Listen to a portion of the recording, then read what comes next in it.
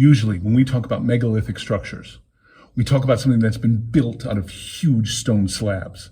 But sometimes a megalithic structure has been carved into the stone. Let's explore.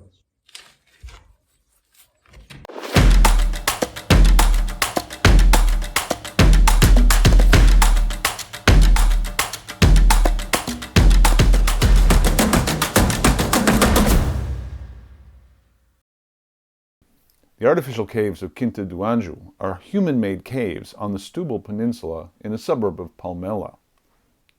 The town of Quinta do Anjo is just to the west of Palmela, which is near the city of Setúbal. The caves are on the edge of Quinta do Anjo on a rocky outcrop overlooking the fields to the south of the town. It's easy to find the caves, just follow the signs to the Sepulcros Neolíticos, or Neolithic tombs. When you get there, you'll see that the caves are also called the artificial caves or rock-cut tombs of Casal do Pardo. Casal do Pardo is the farmstead or hamlet immediately beside the caves.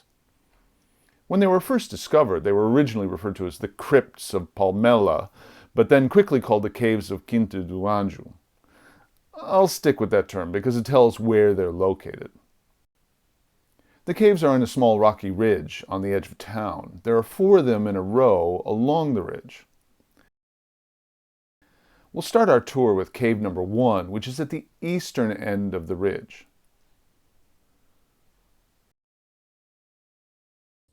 I'm standing inside the chamber for cave number 1.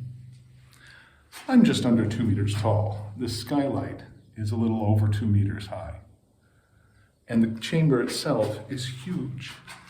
It's at least 5 meters in diameter. And all of this was built during the Neolithic period, so it was carved with stone tools. These caves were used as tombs. The remains of their dead, along with tools and ceramics and ceremonial objects, were placed here. Artifacts have been recovered from many buried individuals, covering many thousands of years. Outside cave number 1, you walk up the ridge to the top. Look down through the skylight. This would have been used to access the cave if the antechamber was full.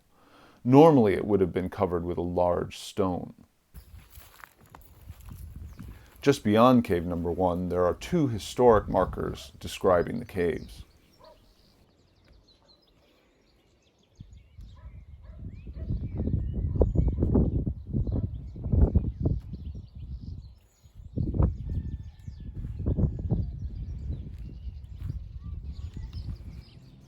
Beyond them, you reach the entrance to cave number 2.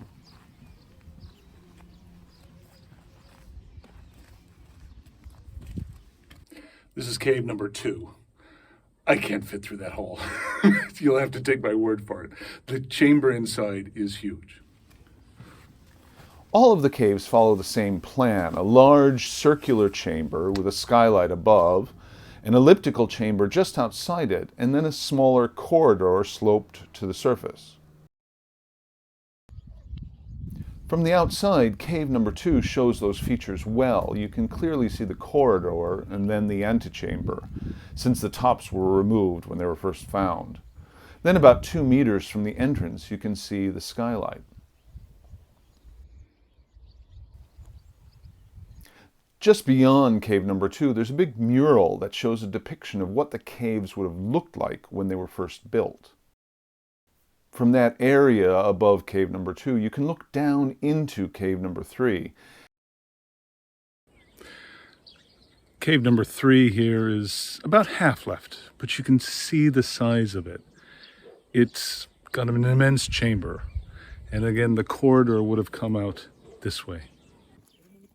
The caves were first discovered in the 1860s when the rock was being quarried for construction. Cave number 3 was ripped open during the quarrying, leaving the chamber exposed and the antechamber and corridor mostly destroyed. Finally, cave number 4 was almost completely destroyed by the quarrying. There's little left of it, but it's closest to the entrance road, so there's an information plaque here in both Portuguese and English. After the caves were discovered, several archaeological excavations were carried out. A wide variety of artifacts were found, from stone tools and votive offerings to jewelry and ceramic pots.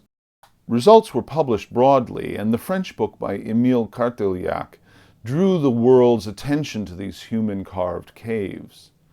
In particular, the published drawings of the ceramic pots and their distinctive patterns led to these and others found in the Lisbon and Setúbal area being categorized as Palmela type. This gorgeous site is a wonderful place to connect with our prehistory. Many thousands of years ago, people used these caves, for many, many years, as a place to bury their loved ones. When you visit them, please do stop and consider their importance and sacredness for our ancient ancestors. I hope you've enjoyed this visit to the Grutas Artificiais da Quinta do Anjo. Leave a comment. Let me know what you think about these magnificent human-made caves. And do subscribe. I'm going to be visiting lots more prehistoric sites all around the country. Thanks for watching.